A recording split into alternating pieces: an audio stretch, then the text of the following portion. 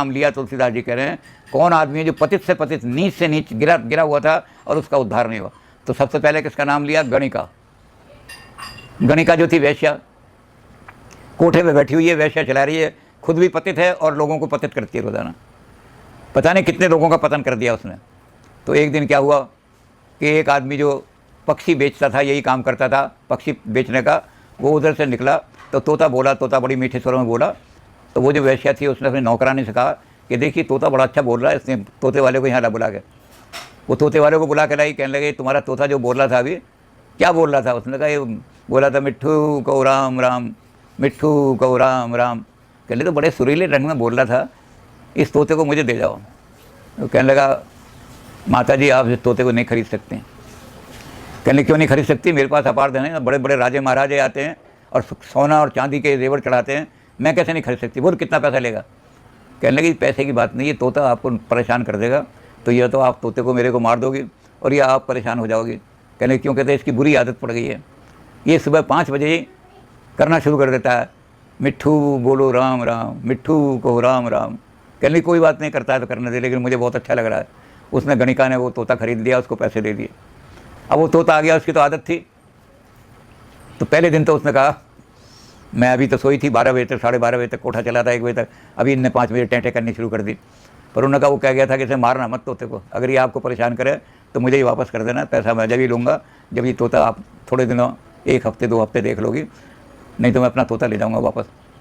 तो उन्होंने कहा मार तो सकती नहीं मैं, अब ये चींची कर रहा है। 2 दिन उसने करी, तो तीसरे दिन वो कहने लगी अपनी नौकरानी से कि ये तो अपनी आदत छोड़ेगा नहीं, कल ऐसा करना कि तो हमारा जो कोठा 1 बजे तक चलता है, कल मुझे जल्दी सुला देना, मैं 12 सवा 12 बजे या 11 12 बजे सो जाऊँगी, ताकि 5 बजे ये टूटी करे तो मेरी नींद खराब ना हो। तो घंटा 1.5 घंटा पाप से बच गई हो पहले दिन। अब जो तोता जो था उसने फिर वही करना शुरू किया, वो उठ के चली जाती थी, नींद उसकी ख़राब नहीं होती थी, क्योंकि 11:30 बजे लोग कहने लगे कल तक तो ये कोठा 1 बजे तक चलता था, इतना शानदार कोठा था, क्या हो गया? कहते जी बस अब तो भाई जी ने कह दिया है कि 11:30 पौने 12 बजे के बाद मुझे सोने का मौका देना, कोठा मत चलाना। और बड़े लोग कहें इतना पैसा देते हैं हम, ये करते हैं, कोठा नहीं खुल सकता। 3-4 दिन के बाद वो जब बैठी हो, तुम जब उन्होंने कहा मिट्ठू बोलो राम राम, वो उसके पास जाके बैठती, मिट्ठू बोलो राम राम। तोता कहता मिट्ठू बोलो राम राम, वो भी कहती मिट्ठू बोलो राम राम। तो वो कहने लगे अपनी बांधी से कि मैं रात को इतना पाप करके गंदा शरीर होता है मेरा, और ये तोता जगा देता है मुझे, तो तू और ज़रा थोड़ी देर पहले जगा दिया कर, नहा धो करके इसके मिट्ठू बोलो राम राम ऐसे शरीर से नहीं बोलनी चाहिए। तो मैं कल नहाने धोने का भी मौका मिल जाए तो कल मुझे 4 बजे जगा देना, ये 5 बजे शोर मचाता है, तो 4 बजे जगा देना, तो कोठा 10 बजे ही बंद कर देना। तो कोठा 10 बजे बंद हो गया। अब वो कहने लगी बिना नहाए धोए मिट्ठू राम राम नहीं कहना चाहिए, तो वो जाकर के नहाने धोने में टाइम लगा के वहाँ बैठती। तोता फिर जो था बोलता था सब, तो मुझे बोलता रहा तोता, तो उसने कहा कि अब मैं जब पाप करती हूँ इस शरीर से तो ये ठीक नहीं, नाम राम। तो उसने कहा कल से कोठा बंद करो, कोठा बंद कर दिया उसने, गणिका ने। तो पाई ना गति, राम नाम के लेने से पवित्र हो गई वो। ये नहीं हुआ कि पहले तुम पवित्र बनो, पहले ये गंदगी छोड़ो, पहले बुरे काम छोड़ो तब राम नाम छपोगे, बल्कि हुआ ये कि राम नाम की तरफ आओगे तो गंदगी अपने आप छुटती चली जाएगी। तो गांधी जी प्रार्थना सभा में बैठते थे शाम को, तो प्रश्नों के उत्तर दिया करते थे, और राम भक्त हो तो उनके यहाँ तो वही था, राम जी के नाम लेते थे। तो एक महिला खड़ी हुई, उस महिला ने गांधी जी से कहा कि गांधी जी मैंने कबीर का दोहा पढ़ा कि तुलसी माला कबीरा माला काठ की यूँ समझावे मोए, मन न फिरावे अपना तो काय फिरावे मोए। कहने मैं माला फेर रही थी, कबीर ने कहा कि काठ की माला जो तू फेर रही है इससे क्या फ़ायदा होगा तुझे, तू अपना मन तो फिराने रही दुनिया से, और माला फेर रही है तुम क्या, तुझे क्या मिलेगा? तो मैं माला फेरनी बंद कर दूं क्या? तो गांधी जी, क्योंकि हम भी गांधी जी की सभा में बैठ जाते थे जाकर, तो गांधी जी जो थे वो कहने लगे बेटी तुम ठीक कह रही हो, लेकिन तुम्हारी दिशा बड़ी अजीब तरह की दशा है। वो कहने लगे क्या? कहते एक आदमी जो था वो बाज़ार गया, वो बड़ा अच्छा साबुन रखा हुआ था वहाँ, उसने वो साबुन ख़रीदा, बड़ा सुंदर साबुन था, ऊपर से दिखाई दे रहा था। उस साबुन को लेकर घर आ गया और घर आके अपनी पत्नी को दिया कि आज मैं ये खरीद के लाया हूँ, देखो कितना अच्छा है। पत्नी ने वहाँ रख दिया। अगले दिन जब वो नहाने लगा तो पत्नी ने कहा इसमें बड़ी सुगंधी आ रही है, बड़ा अच्छा है, लो ये साबुन ले लो।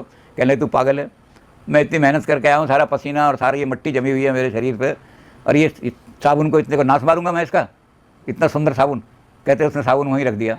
पत्नी कहने लगी तुम्हारा दिमाग ख़राब हो रहा है, इस साबुन से ही तो मैल कटेगा, ये तुम्हारे मैल जो जम गया है, इस मैल को पानी इतना पानी डालोगे 10 बाल्टी तब जाके छूटेगा, और एक बार साबुन लगा लोगे तो 1 बाल्टी में छूट जाएगा।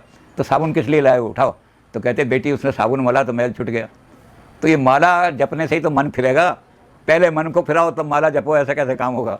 कहते ये ऐसा ही है। तो ऐसे ही कि राम नाम लेने से तो मैल कटेंगे सारे। मानसरोवर बना दो इसको, गंदे से गंदा भी आदमी मंदिर में नहीं जा सकता वो, लेकिन वहाँ सरोवर में आकर के सब अपनी गंदगी धो देगा। तो तुलसी ने अपने ग्रंथ का नाम ही ऐसा रखा जिस नाम से लोग जो थे प्रभावित हो गए कि वाकई ये तो मानस है, मानसरोवर है, मैं कितना ही पतित हूँ। गणिका, अजामिल, गीध है।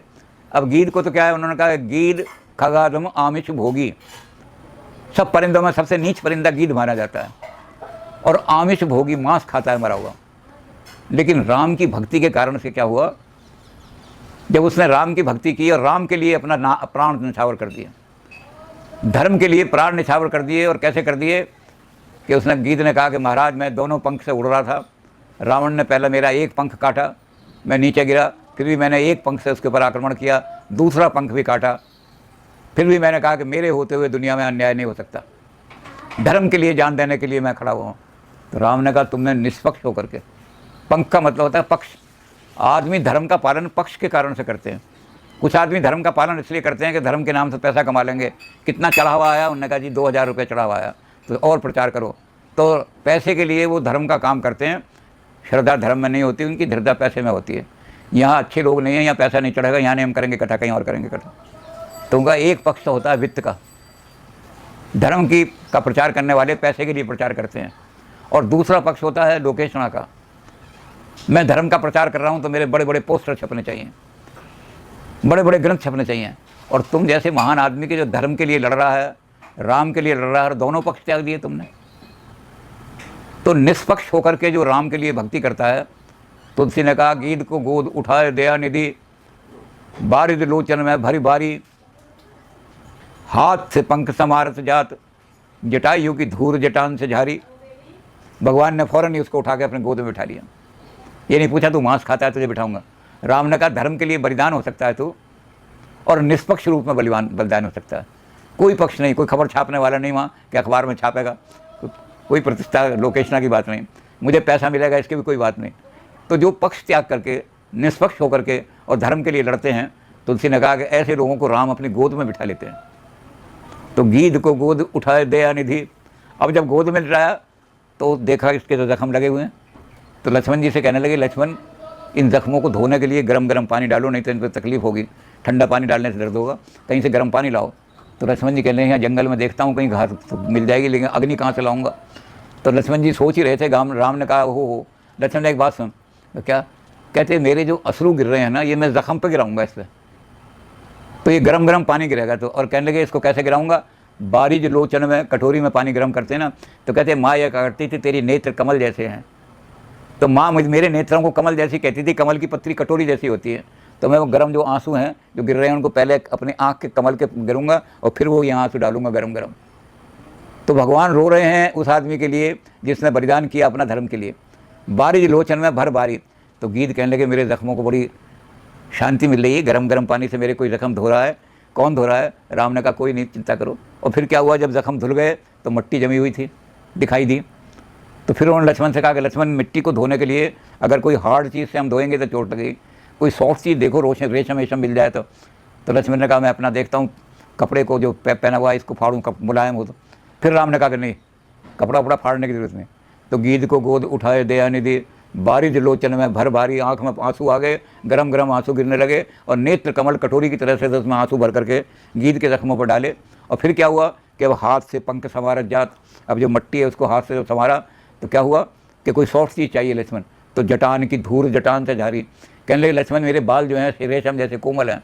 तो जटाएँ खोल दी अपनी, और जटाओं को खोल करके वो गीध के जो थे जख्म वो झाड़ने शुरू किए, और गीध को तो जटायु की धूर जटान से जारी, और इस तरह का काम किया। तो कहते हैं जो तुलसी कह रहे हैं कि जो पापी है जो मांस खा रहा है लेकिन राम के लिए उसने अपना बलिदान दे दिया, धर्म के लिए बलिदान दे दिया, तो उसे वो गति मिली। राम की गोद में लेटने का मौका तो बड़े बड़े ऋषियों और मुनियों को नहीं मिलता।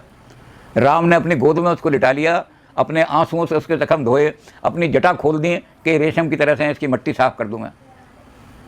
तो कहते हैं तुलसी कि जो इस मानस में आकर के अपने आप को धोएगा उसके तो पाप अपने आप धुल जाएंगे। तो इसका नाम उन्होंने मानस दोनों तरह से कर दिया, शिव जी का मानस और इधर ये मानसरोवर।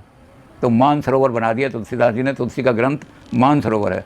छोटा हो, बड़ा हो, धनी हो, निर्धन हो, ब्राह्मण हो, शूद्र हो, और कोई पिछड़ी जाति का हो, कितना ही मलिन हो, कितना ही गंदा हो, सब मानसरोवर में जाकर सभी तो दो डुबकी लगाई मानसरोवर में, और कपड़े जरा धोए, सब साफ हो गए। तो पापी से पापी आदमी को भी निर्मल बना देगा। आपको मंदिर में जाने से पहले सफाई करनी पड़ेगी, अपनी एक एक चीज़ साफ़ करनी पड़ेगी, धोना पड़ेगा, पैसे लाने पड़ेंगे कहीं से, यहाँ कोई पैसे की ज़रूरत नहीं।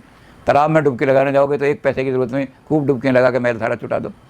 तो तुलसी ने कहा कि ये आम आदमी के लिए, जनता के लिए, सारी जनता के लिए, निर्धन धनी सबके लिए सुलभ हो जाए राम भक्ति, अध्यात्म का मार्ग सबके लिए सुलभ हो जाए। कोई ये ना देखे कोई पैसा लेकर के भगवान के पास आएगा मंदिर में, कोई साफ़ होकर के बढ़िया कपड़े पहन के आएगा मंदिर में, वही मंदिर में घुसेगा, बल्कि कर दिया कि सरोवर है, कोई चले जाओ यहाँ पर।